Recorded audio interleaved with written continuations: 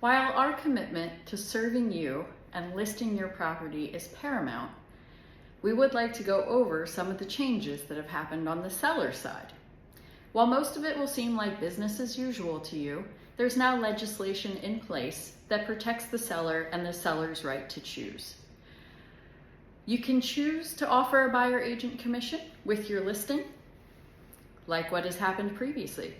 You can also choose to wait to negotiate that commission until you see the offer that the agent brings you. Your other choice is to not pay a buyer's agent commission at all and only pay your listing agent for representation. As a consumer, it's your choice to pick what is the right route for you. A lot of buyers, under the new laws that take effect August 17th, are going to choose to go to open houses more regularly than hiring an agent and touring with them. What that means to you as a seller is that open houses will be busier and the opportunity for what we call dual agency will be more likely in the new marketplace.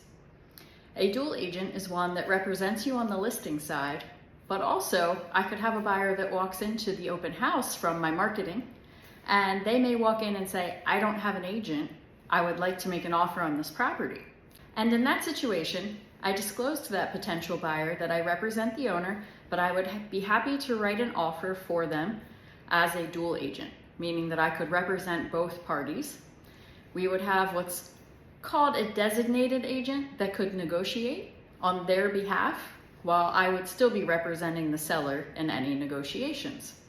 Dual agency isn't a new concept to real estate. It's just something that isn't done as often as I believe it will be. So how could buyers now see my house if they don't have a real estate agent? Well, now the only exception to the new laws of buyer agency are open houses. So open homes are going to be even more important in this marketplace. Afif and I have always had open homes in our marketing plans for our seller clients.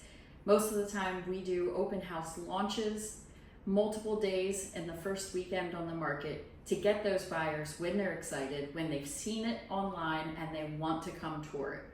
Now their only opportunity, if they don't hire a buyer agent and sign a buyer agency contract, is to come to the open homes. And we are here to welcome them in and help them write an offer if they let us know they want to buy it. So if you get a buyer at the open house, would you represent them as well? I can absolutely write the offer that they'd like to present to you. So since the new law changed, why is it still beneficial to list with an agent versus listing for sale by owner? Oh, that is one of the key questions today. Should you do it yourself or should you hire a professional? So if you were going to court, would you represent yourself? Or would you hire a lawyer to represent you? So let's say my house is on the market. Do you think it'll show less if I offer no commission at all? Well, that's the beautiful part of the new laws in place, that there is nowhere that it is being publicly advertised what commission you're offering. So it puts every seller, whether they're for sale by owner or listed with an agent, in an equal marketplace.